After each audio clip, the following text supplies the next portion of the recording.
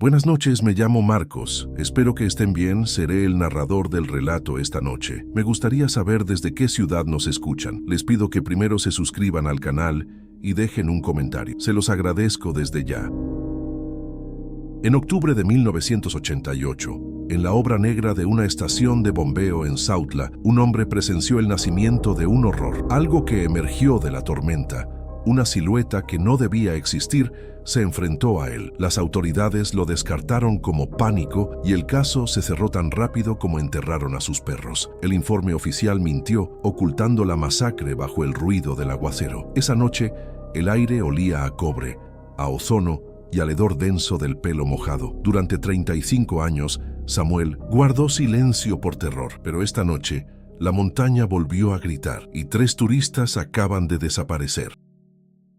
Samuel, el hombre de 78 años sentado en el porche de madera desgastada, ya no se parece al velador que fue. Su piel es un mapa de surcos profundos, curtida por décadas de sol y humedad de la sierra. Sus ojos, nublados por el tiempo, miran sin ver el verde espeso que amenaza con tragarse su pequeña cabaña en las afueras de Sautla. Carga un silencio que pesa más que sus años, un aislamiento autoimpuesto que comenzó en 1988. Aquella noche, en la estación de bombeo inacabada, una parte de él se quedó enterrada en el lodo, junto a sus perros. Es el único testigo, el único sobreviviente de lo que emergió de la tormenta. Durante 35 años, guardó el secreto, no por lealtad a nadie, sino por un terror profundo a que nombrar la cosa pudiera invocar. Antes de continuar, suscríbete y cuéntanos desde qué parte de México o del mundo estás viendo esto. La lluvia de hoy trae consigo el mismo olor. No es solo el aroma limpio del ozono o la tierra mojada, es algo más denso. El olor metálico de la sangre vieja y el tufo penetrante del pelo mojado, un hedor que su memoria asocia con el pánico. Samuel aprieta los descansabrazos de la silla. Sus nudillos,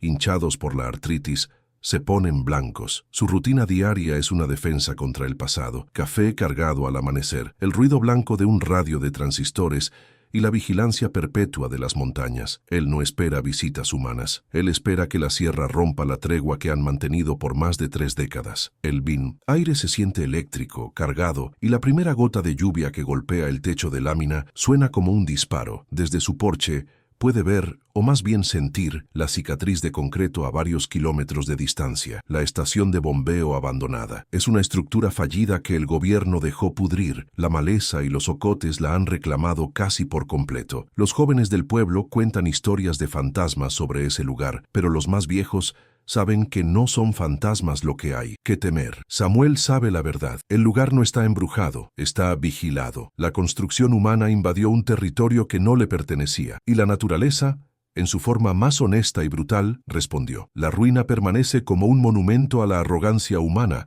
y al terror que Samuel presenció, un secreto que el concreto y el óxido guardan con celo. En 1988, su trabajo era simple: ser el velador, cuidar que los vándalos no se robaran el cable de cobre o dañaran la maquinaria pesada que yacía inactiva. Era un hombre de pocas palabras, más cómodo con la compañía de sus perros que con la de otros hombres. Sombra y trueno. Recuerda el peso de sus cabezas en su regazo, el calor de sus cuerpos en la cabina fría. Eran mestizos de fila, grandes, con una lealtad que rayaba en la ferocidad. Eran sus oídos y sus dientes en la vasta oscuridad de la sierra. Ellos sintieron la amenaza antes que él. Ellos entendieron el olor sulfuroso que se colaba bajo la puerta, un olor que Samuel, en su ingenuidad, confundió con la tormenta. El silencio de su vida actual es su penitencia. No ha vuelto a tener un perro. El ladrido de un perro callejero en el pueblo le provoca un escalofrío que le recorre la espina dorsal. Su cabaña actual huele a soledad, a tabaco barato y a café requentado, una réplica casi exacta de la cabina de la estación de bombeo. Es como si una parte de él nunca hubiera salido de esa noche. La culpa de ser el único sobreviviente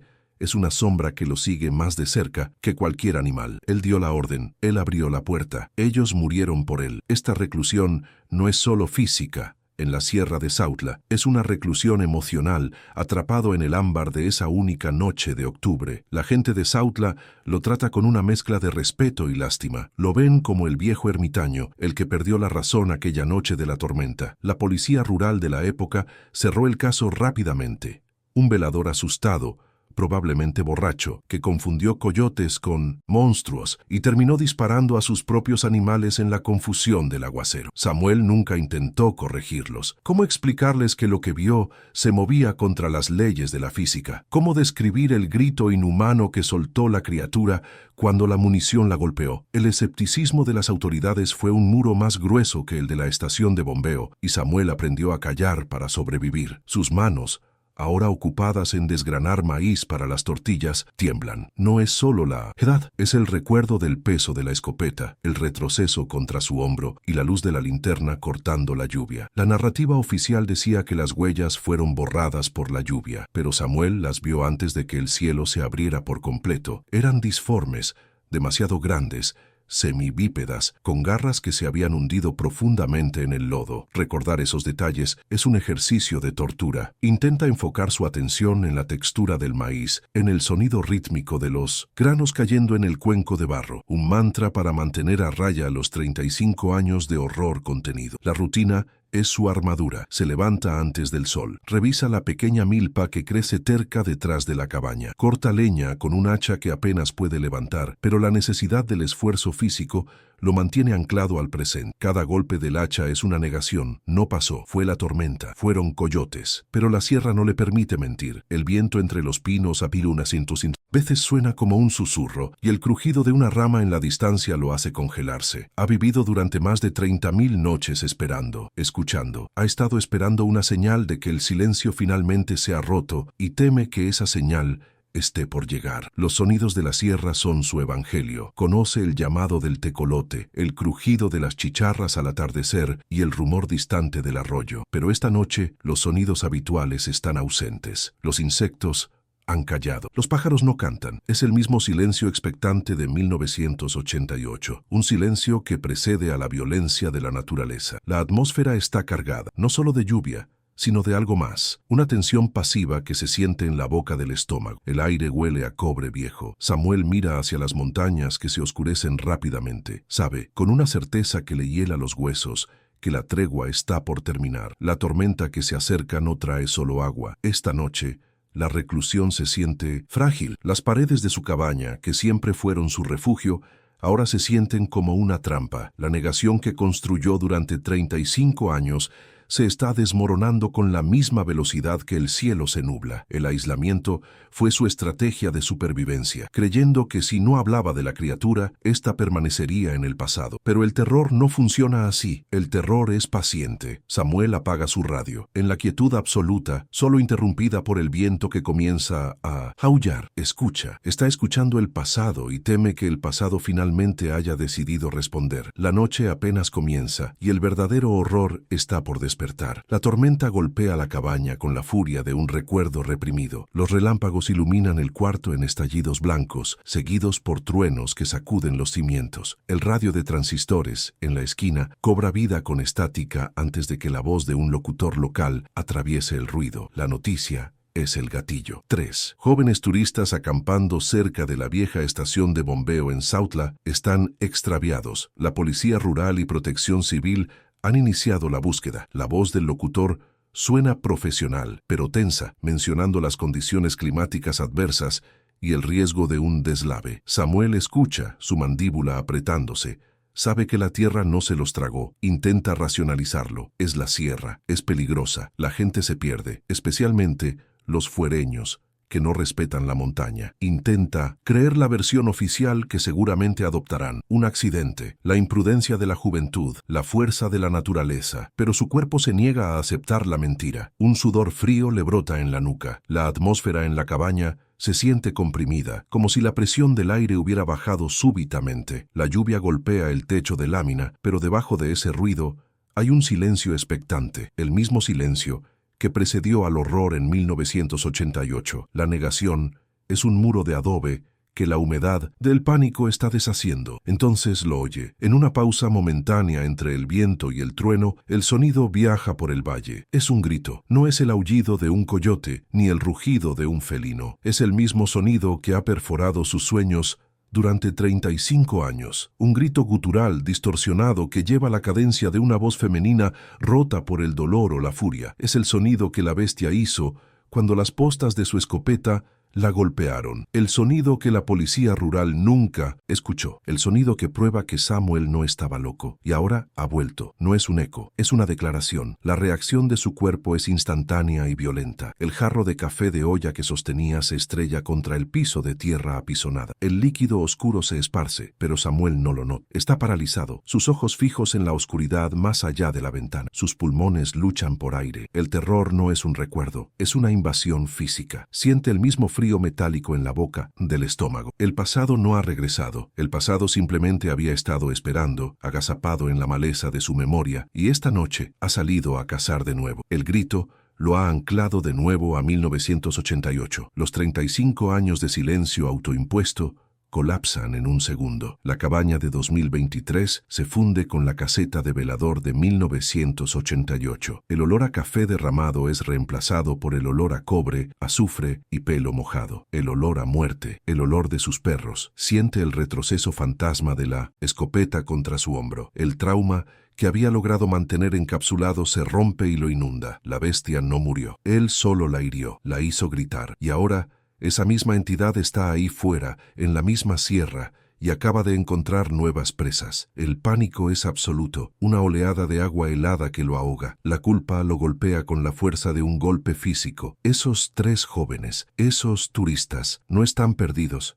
Están muertos, o peor, están siendo cazados. Y es su culpa, su silencio, cobarde. Su decisión de aceptar el diagnóstico de locura y borrachera de la policía ha costado vidas. Él era el único centinela que quedaba, el único que sabía qué tipo de depredador habitaba esas montañas. Debió haber hablado, debió haber advertido, debió haber insistido aunque lo encerraran. Ahora, el grito en la montaña no es solo una amenaza, es una acusación directa contra él, contra su supervivencia. El olor fantasma se intensifica, ese hedor a animalidad primordial, a pelo, encharcado y a sangre derramada, tan penetrante que le provoca arcadas. Samuel se tapa la boca y la nariz, retrocediendo hacia la pared. ¿Está en su memoria o está filtrándose por las grietas de la puerta? La ambigüedad es una tortura. El terror psicológico se vuelve físico. La bestia no necesita estar en la habitación para aterrarlo. Su sola existencia en la sierra es suficiente para contaminar el aire que respira. Sabe que la criatura está cerca. El grito no fue en la distancia, fue un reclamo de territorio. Con un esfuerzo que le cuesta casi toda su energía, se obliga a moverse. Sus piernas, rígidas por la reuma y el miedo, obedecen con lentitud. Cruza el pequeño cuarto hacia el único mueble que no es una silla o una mesa, un viejo baúl de madera. La tapa está pesada, cubierta de polvo y telarañas. Sus manos tiemblan tanto que apenas puede sujetar el pestillo de metal oxidado. Lucha contra él, jadeando, no por el esfuerzo físico, sino por la certeza de lo que está a punto de hacer. Abrir ese baúl es aceptar que la guerra que creyó terminada apenas está comenzando de nuevo. Dentro, bajo una cobija raída que huele a naftalina, descansa la escopeta. Es una calibre .12 de 2 cañones, la misma que usó esa noche. No está oxidada. Samuel, en un ritual secreto, la ha mantenido limpia y aceitada durante todos estos años. No era un acto de nostalgia, era un acto de preparación. Era la única prueba tangible de que la noche de 1988 fue real. Tomar el arma se siente como un sacramento oscuro. La madera fría y el acero pesado son un consuelo terrible. Ya no es solo un viejo asustado, es un testigo armado. Junto al arma hay 2 cajas de cartuchos, postas, las balas gruesas diseñadas para la caza mayor o para la defensa a corta distancia. Recuerda la sensación de inutilidad cuando disparó contra la silueta masiva de la criatura. Las balas parecieron ser absorbidas por la piel gruesa, pero también recuerda el resultado. El grito la hizo retroceder, la hirió. No es invulnerable. Samuel toma un puñado de cartuchos, el latón frío contra su palma sudorosa. Sabe que no es suficiente para matar, pero quizás sea suficiente para sobrevivir o para darle a alguien más la oportunidad de hacerlo. Se mira en el reflejo oscuro de la ventana, superpuesto a la tormenta que ruge fuera. Ve a un viejo, un hombre de 78 años, encorvado, con el rostro pálido por el terror. ¿Qué pretende hacer? ¿Salir a cazarla? La arrogancia de esa idea es casi cómica, pero el grito resuena de nuevo en su mente. La culpa por los turistas lo consume. No puede quedarse de brazos cruzados. Su deber no es el de un soldado, sino el de un testigo. El deber de advertir a los vivos sobre el horror que los acecha, un horror que él, por cobardía, ayudó a mantener oculto. En el fondo del baúl, bajo la escopeta, Hay más cosas. Un mapa topográfico de la Sierra de Sautla, de los que usaba la compañía constructora. Está amarillento y quebradizo. Lo despliega sobre la mesa. Con un dedo tembloroso, traza la ruta hacia la estación de bombeo. También hay un pequeño diario de cuero, donde anotaba el clima y los incidentes como velador. Lo abre en la última página, fechada en octubre de 1988. Solo hay 3 palabras escritas con letra temblorosa. Los perros murieron, grita. El recuerdo de ese grito pseudo-humano lo atormenta. No era un animal simple. Los viejos de Sautla hablaban de los tepostecos, los dueños del monte, pero lo que él vio era diferente. Era una aberración biológica, una fusión de fuerza animal e inteligencia malévola. La forma en que lo miró antes de desaparecer, la forma en que el grito sonaba como una burla. No era un guardián de la naturaleza, era una plaga, un depredador ápice que no debería existir y que sin embargo estaba allí real y hambriento. Piensa en la policía rural que estará organizando la búsqueda mañana al amanecer. Jóvenes con radios, perros pastores y quizás algunos rifles. Buscarán huellas humanas, señales de un secuestro o un campamento arrastrado por el lodo. Están buscando al enemigo equivocado. Van a una masacre. Van equipados para enfrentar a hombres, no a la aberración que Samuel enfrentó. Se da cuenta de que su testimonio, aunque lo tachen de loco, es la única arma real que poseen. Debe ir al pueblo, debe advertir al comandante. Una extraña calma reemplaza el temblor. El miedo no desaparece, pero se solidifica en una resolución fría. La adrenalina de 1988 regresa a sus venas. Sus manos, que temblaban hace un momento, ahora cargan la escopeta con una eficiencia practicada. Se pone unas botas de hule viejas y agrietadas. Sabe que no puede enfrentar a la bestia, pero puede ir a la zona. Puede encontrar las pruebas que la policía no sabrá buscar. Puede mostrarles dónde murieron sus perros. Puede mostrarles las marcas de garras que seguramente la lluvia aún no ha borrado. Su decisión está tomada. No morirá en esta cabaña, esperando que la criatura venga por él. Morirá en la sierra, intentando corregir el error de su silencio. Cuelga la escopeta a su espalda, se pone un impermeable de plástico amarillo y agarra su vieja linterna de mano. Abre la puerta. El viento y la lluvia lo golpean con fuerza, como si la sierra intentara hacerlo retroceder. Samuel da un paso hacia la oscuridad. 35 años después, el velador regresa a su puesto. El pasado ya no está despertando, está aquí. El camino hacia la estación de bombeo es un infierno de lodo y memoria. Cada paso que Samuel da en el presente, con sus 78 años a cuestas, es un eco del hombre de 43 que fue. La lluvia torrencial y el viento lo golpean, pero el verdadero castigo es el recuerdo. La sierra de 1988 era un lugar diferente, más salvaje, menos explorado. La construcción de la estación de bombeo fue una intrusión, un acto de arrogancia que despertó algo. Samuel, el velador, solo era una pieza de esa arrogancia, un testigo involuntario. Ahora, mientras avanza, la noche de 2023 se disuelve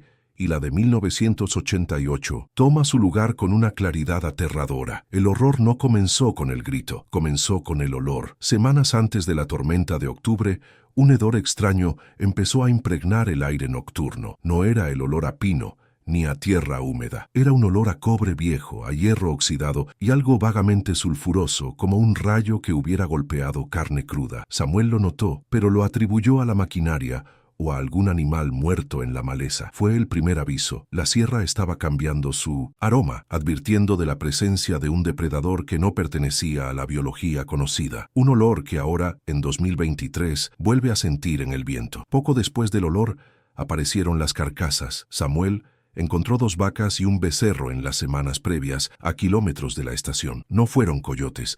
Los coyotes comen, dejan marcas de dientes, desgarran. Esto era diferente. Los cuerpos estaban dilacerados, como si una fuerza inmensa los hubiera reventado desde dentro. Los huesos, grandes los fémures, estaban partidos por la mitad, como si alguien hubiera buscado el tuétano. La policía rural lo atribuyó a pumas inusualmente grandes o a cuatreros que mataban por diversión. Samuel sabía que ninguna de las 2 explicaciones tenía sentido. La fuerza requerida era monumental. El cambio más aterrador fue en Sombra y Trueno. Sus perros, mestizos de fila, eran máquinas de guardia, valientes hasta la estupidez, pero en esas semanas su comportamiento cambió. Se negaban a hacer la ronda nocturna cerca de la maquinaria pesada. Se paraban en el límite de la luz de la cabina y gruñían a la oscuridad, el pelo del lomo erizado. Por las noches, en lugar de dormir tranquilos, lloriqueaban, acurrucados contra la puerta, como si buscaran protegerlo de algo que estaba justo afuera. Ellos sabían lo que era. Ellos podían oler la muerte que se acercaba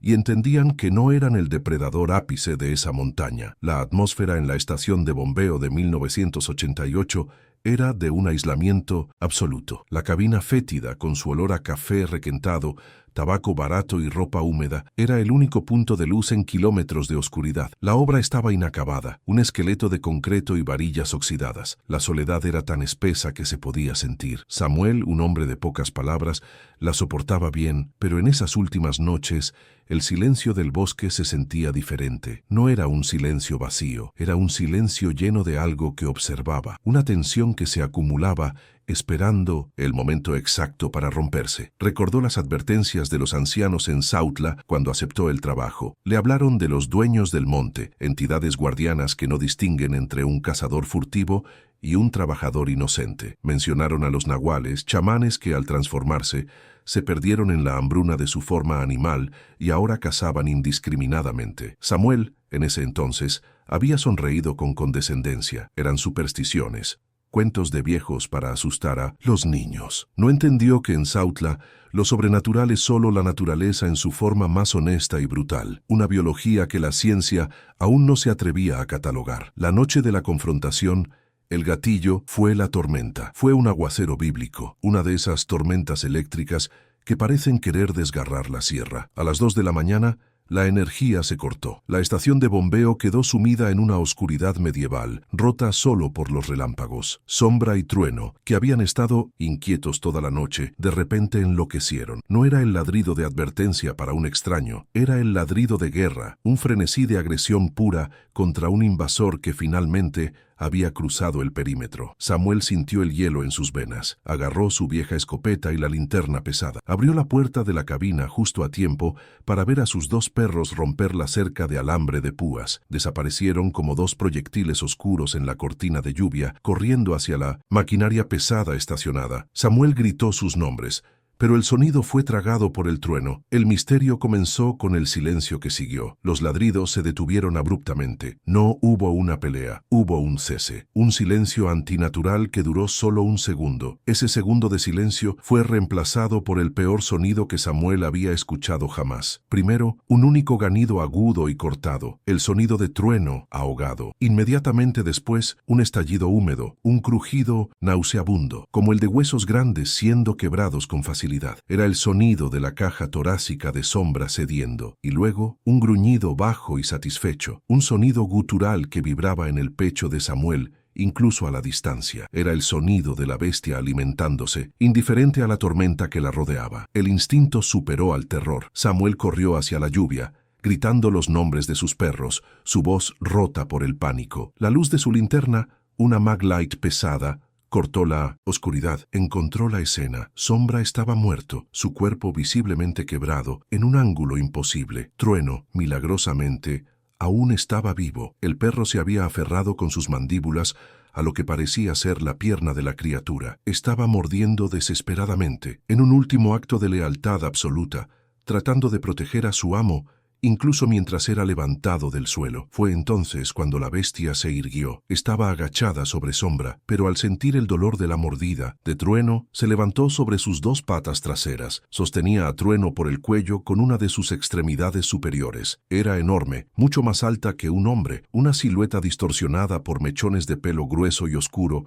pegado al cuerpo por la lluvia. Samuel se congeló. El hombre racional en él intentaba encontrar al oso, al puma, pero no había oso. Era algo bípedo, pero con la agilidad de un cuadrúpedo. La criatura giró su cabeza y miró directamente a Samuel. La luz de la linterna iluminó su rostro, o la ausencia de él. No tenía facciones claras, solo una masa de pelo y sombra, pero los ojos no reflejaban la luz, no brillaban como los de un animal nocturno. Parecían absorber la luz de la linterna, 2 pozos de oscuridad absoluta que lo miraban con una inteligencia fría y calculadora. No era un animal, era una entidad. El conflicto fue instantáneo, el hombre contra la visión imposible. El terror rompió la parálisis. Samuel levantó la escopeta y disparó 2 veces casi sin apuntar. El retroceso golpeó su hombro con fuerza. No supo si acertó en un punto vital. No supo si las postas penetraron la piel gruesa, pero supo que la había golpeado. La criatura soltó a Trueno, que cayó inerte al lodo. Y entonces gritó. No fue un rugido ni un gruñido, fue un chillido agudo, gutural, que sonaba terriblemente como una mujer gritando de dolor, pero distorsionado, como si viniera de una garganta que no estaba hecha para ese sonido. La bestia, después de ese grito antinatural, desapareció. No corrió, simplemente se desvaneció en la oscuridad entre dos relámpagos, moviéndose con una velocidad que desafiaba su tamaño. Samuel se quedó parado bajo la lluvia, temblando, sordo por los disparos y el grito. El silencio que cayó después fue peor que la tormenta. Se acercó a sus perros. Sombra estaba destrozado. Trueno aún respiraba débilmente, pero sus heridas eran demasiado graves. Samuel tuvo que sacrificarlo allí mismo, en el lodo, con su cuchillo. Al día siguiente, la policía rural de Sautla tomó su declaración. 2 oficiales jóvenes que miraban sus botas y evitaban el contacto visual. Samuel les contó todo, su voz temblando de fatiga y trauma. Ellos escucharon con paciencia condescendiente. Escribieron en sus libretas: ataque de coyotes grandes. El velador entró en pánico por la tormenta. Disparó su arma por confusión. Trataron a Samuel como a un viejo asustado que, quizás, había matado a sus propios perros por error en la oscuridad. Encontraron el cuerpo de Sombra y los restos donde Samuel había enterrado a Trueno. Encontraron las huellas de Samuel y las de sus perros, pero las otras huellas, las grandes y disformes que Samuel había visto claramente en el lodo antes de que la lluvia las borrara por completo, esas, dijeron, no existían. El caso se cerró. Samuel fue tratado con lástima. El silencio institucional cayó sobre Sautla. El miedo al ridículo fue más fuerte que la necesidad de advertir al mundo. La compañía constructora usó el incidente como pretexto. La obra ya estaba retrasada y por encima del presupuesto. El incidente del velador y la inestabilidad de la zona fueron la excusa perfecta. Abandonaron la estación de bombeo meses después. Ningún otro velador aceptó el trabajo. La naturaleza reclamó el concreto y el secreto de Samuel quedó enterrado bajo la maleza. El sacrificio de Sombra y Trueno no compró una victoria, compró el silencio. Un silencio que ahora, 35 años después, se ha demostrado inútil. Samuel, caminando en 2023, siente el peso de ese silencio. El horror original no fue solo la criatura, fue el escepticismo humano, fue la facilidad con la que la verdad fue descartada. Mientras se acerca a las ruinas de la estación de bombeo, sabe que la policía que busca a los turistas cometerá el mismo error. Buscará nombres, no monstruos, y él, un anciano empapado con una escopeta vieja, es la única memoria viviente de lo que realmente acecha en esa oscuridad. Las ruinas de la estación de bombeo emergen de la lluvia como el esqueleto de un leviatán. El concreto, gris y manchado de musgo, es una cicatriz obscena en la sierra. Samuel llega jadeando, con el pecho ardiendo. Tiene 78 años, y el cuerpo le cobra la factura de cada paso en el lodo. El impermeable amarillo está rasgado y la culata de la escopeta pesa 1 tonelada sobre su hombro. El viento es tan fuerte en este claro que casi lo derriba. Se apoya contra una varilla oxidada, luchando por respirar. La estación no ha cambiado. Sigue siendo un lugar de muerte, un monumento al fracaso. El primer obstáculo no es la bestia, es su propia carne. Sus rodillas, castigadas por la reuma, se doblan. Siente un dolor agudo que le sube por la espalda. 35 años han transformado su cuerpo en una prisión frágil. En 1988 corrió. Hoy apenas puede caminar. Esta expedición, lo sabe, es probablemente un suicidio. No está aquí para luchar, se repite a sí mismo. Está aquí para ser el testigo que debió ser hace 3 décadas. Está aquí para que la verdad no muera con él, aunque él muera esa misma noche contándola. Ve luces más adelante, cerca de donde estaba la maquinaria pesada. Linternas potentes, de LED, no como su vieja lámpara de pilas. Oye voces, hombres gritando órdenes, el ladrido nervioso de un perro. Es el equipo de rescate, los rescatistas y la policía estatal. Están buscando a los turistas, tal como él supuso. Se acerca a ellos, una figura fantasmal en su impermeable amarillo, con la escopeta vieja colgando. Un policía joven que no tendría más de 25 años, le apunta con su arma, deslumbrándolo. «Alto ahí, señor. Esta es una zona restringida.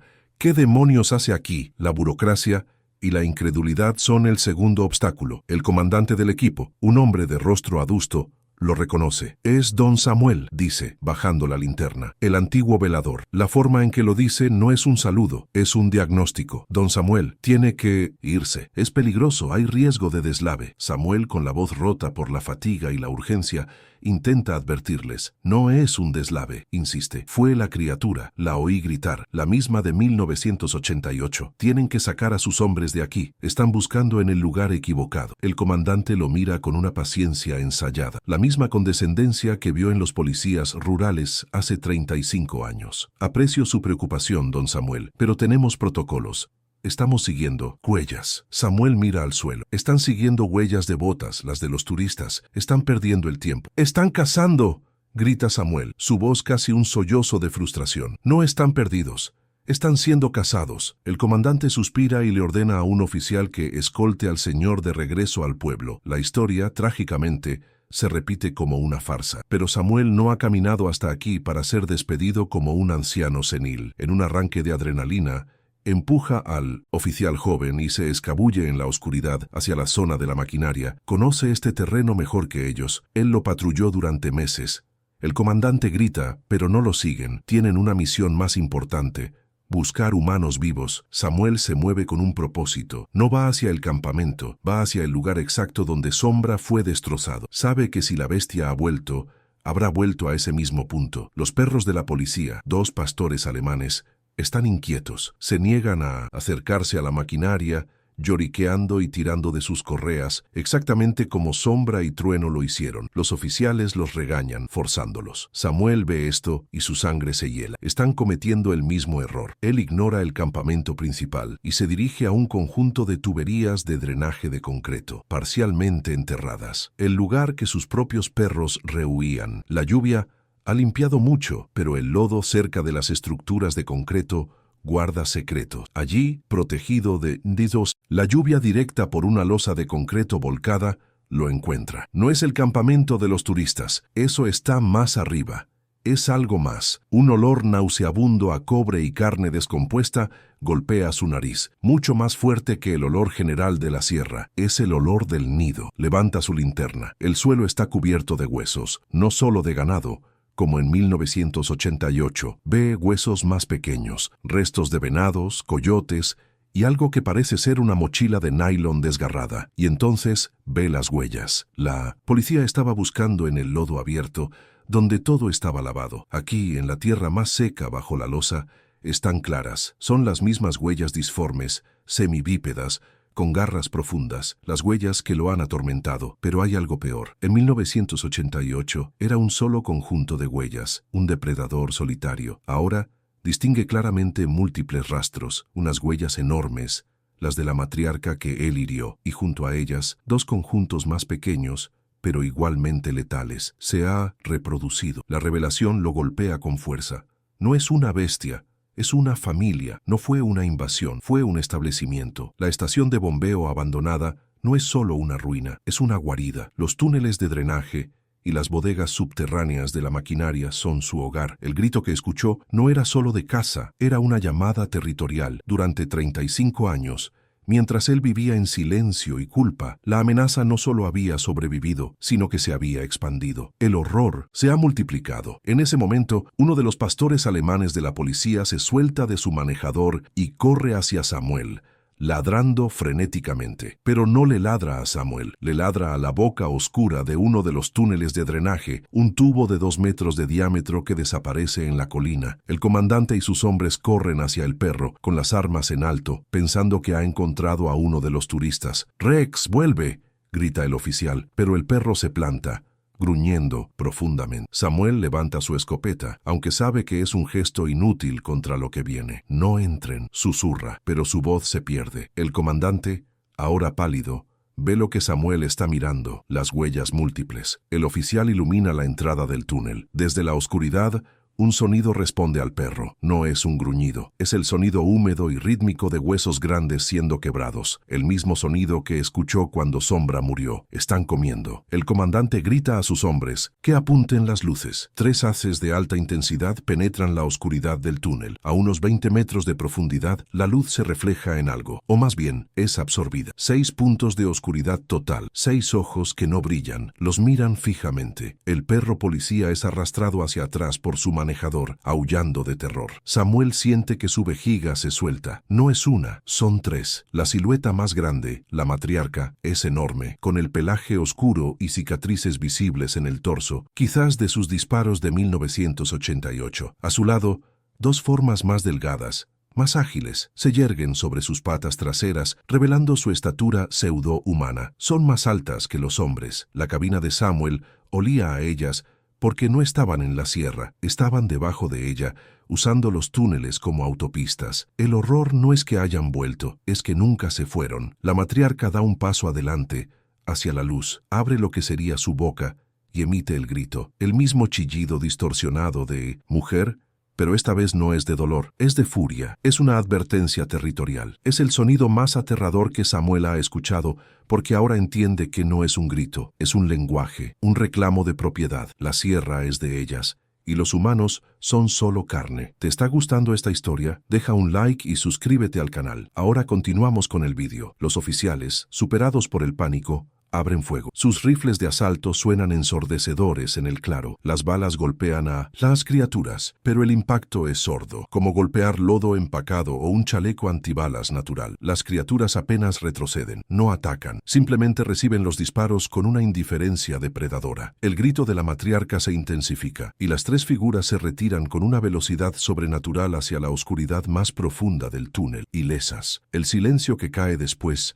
es absoluto, roto solo por el zumbido en los oídos de los hombres y la lluvia. El comandante, temblando, ordena a sus hombres que aseguren el perímetro. Nadie se atreve a mirar a Samuel, quien sigue apuntando su escopeta inútil hacia el túnel. La arrogancia de los rescatistas se ha evaporado, reemplazada por un terror primordial. Ya no están en una misión de rescate, están en territorio enemigo y acaban de hacer enojar a los dueños. Un oficial joven vomita detrás de una máquina. El comandante se acerca a Samuel. No hay lástima en sus ojos ahora, solo un miedo profundo y respeto. ¿Usted sabía?, pregunta con voz temblorosa. Samuel asiente lentamente bajando el arma. Sabía de una, responde. No de una familia. El horror de la reproducción, de la expansión, es una verdad más pesada que la existencia de una sola bestia. El comandante traga saliva y da una nueva orden. Nadie entra a esos túneles, nadie.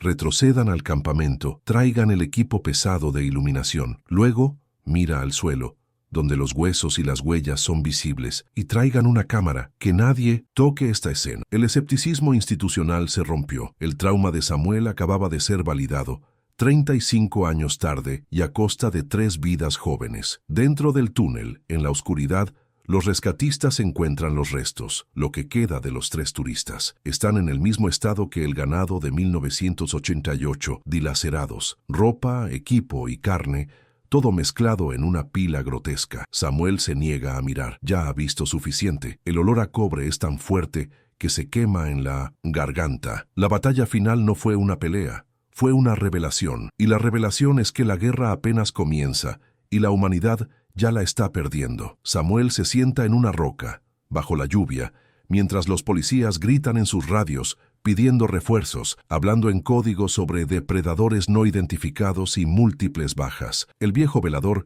mira sus manos temblorosas. Su culpa no se ha ido. Su testimonio llegó demasiado tarde para los turistas, pero ha llegado. La verdad está fuera. El silencio se ha roto, pero el precio fue obscenamente alto. Ahora, el gobierno sabrá que la obra abandonada en Sautla no es una ruina, es un nido. A Samuel lo envuelven en una cobija térmica de aluminio, el material crujiendo con cada temblor de su cuerpo. Está sentado en la parte trasera de una ambulancia, no porque esté herido, sino porque es la única fuente de calor. El comandante de la policía estatal está con él, no tomándole declaración, sino escuchándolo. Por primera vez en 1935 años, Samuel habla. Narra la noche de 1988, no como una historia de fantasmas, sino como un reporte de combate. Describe el olor a cobre, la muerte de Sombra y Trueno, el grito pseudo-humano, el escepticismo de la policía de entonces. No es una confesión de culpa, es el testimonio de un centinela que fue ignorado. Mientras habla, el amanecer empieza a teñir el cielo de un gris pálido. La tormenta amaina, pero con la luz llegan nuevos vehículos. No son patrullas de la policía estatal ni más ambulancias. Son camionetas negras, sin insignias, hombres con uniformes militares oscuros, sin banderas, descienden, se mueven con una eficiencia fría y organizada, se acercan al comandante y con una orden corta, toman control de la escena. El perímetro se expande. A Samuel y a los policías estatales se les informa cortésmente que su participación ha terminado. El asunto es ahora de seguridad nacional. El silencio institucional regresa, más grande y más impenetrable. Samuel observa desde la ambulancia cómo los nuevos hombres, equipados con trajes de contención biológica y armas que él no reconoce, empiezan a asegurar la entrada de los túneles. Se da cuenta de que su testimonio no saldrá en las noticias. La historia de los turistas desaparecidos se convertirá oficialmente en un trágico accidente por un deslave. Tal como la policía había supuesto al inicio, la verdad que él desenterró no será liberada, será clasificada. La lucha que creyó ganar al hablar apenas ha cambiado de adversario. Ya no lucha contra una bestia, sino contra el olvido administrado por el gobierno. Lo llevan de regreso a su cabaña. El sol ya ha salido. La sierra, lavada por la lluvia, parece pacífica, casi hermosa. El contraste es nauseabundo. Samuel se siente sucio, un sobreviviente por segunda vez. Ha pasado el fardo de la verdad a un sistema que se especializa en enterrar verdades. Se siente cómplice de un nuevo encubrimiento. El comandante que lo dejó en su puerta evitó mirarlo a los ojos, como si el anciano fuera ahora un secreto viviente, un cabo suelto que era mejor olvidar. El silencio ha vuelto a caer sobre Sautla, esta vez impuesto desde arriba. Él sabe lo que harán. No pueden matar a las criaturas. Los túneles son demasiado profundos, la sierra demasiado vasta. No las erradicarán, las contendrán, construirán un muro, declararán la zona como reserva biológica o área de pruebas militares, mentirán, y la guarida seguirá allí, pudriéndose bajo el concreto, una bomba de tiempo biológica. La matriarca y sus crías seguirán cazando, y si la comida escasea, expandirán su territorio. La contención es solo una forma de aplazar la masacre, no de evitarla. El horror sigue intacto, solo que ahora tiene guardias armados. Se sienta de nuevo en su porche, en la misma silla de madera. La mañana es tranquila, los pájaros cantan. Es como si la noche anterior no hubiera ocurrido, pero el olor a cobre y ozono sigue pegado a su ropa, a su piel. El silencio ya no es su refugio, es la prueba de la conspiración. Sobrevivió, pero la victoria se siente como una derrota absoluta. Ya no es el único testigo, pero sigue siendo el único que entiende la verdadera naturaleza de la amenaza. No es solo un depredador, es una especie en expansión. Su responsabilidad ha cambiado. Ya no es el deber de advertir, sino el de recordar. El legado. Sabe que su vida corre peligro. Los hombres de negro no dejan cabos sueltos. Un viejo velador que sabe demasiado es una inconveniencia, pero no le teme a ellos. El terror que sintió en el túnel ha quemado cualquier otro miedo. Su única preocupación ahora es que la verdad no muera con él, que el sacrificio de sus perros y de esos 3 turistas no sea en vano. Entra a su cabaña. El café derramado en el suelo se ha secado. Ignora el desorden. Va al baúl y saca el pequeño diario de cuero, el que usaba como velador. Lo abre en la página de 1988, donde escribió: «Los perros murieron», grita. Toma un bolígrafo y con su mano temblorosa, pero firme, empieza a escribir. No como un velador, sino como un cronista. Escribe todo lo que vio anoche, las huellas múltiples, los ojos que absorben la luz, la indiferencia a las balas, el nido. Esta es su verdadera confesión terminal, no la que dio a la policía, sino la que deja al mundo. Una advertencia escrita en papel barato, escondida en una cabaña en la sierra. Es un acto de fe desesperado, esperando que alguien algún día encuentre esas notas. Es la única batalla que le queda por librar. La batalla contra la página en blanco, contra la historia oficial que sabe que ya se está escribiendo para borrarlo todo. Describe la biología de la criatura como la de un depredador evolutivo, no místico. Sabe que el comandante, el joven que vio la verdad, ahora carga el mismo peso. El trauma de Samuel ha sido transferido. Ahora es el turno de ese hombre de luchar contra el escepticismo de sus superiores, de vivir con el conocimiento de lo que acecha en los túneles de Sautla. El legado del terror se ha pasado a una nueva generación. La guardia de Samuel, después de 35 años de una soledad aterradora, finalmente ha terminado. Termina de escribir, cierra el diario y lo esconde.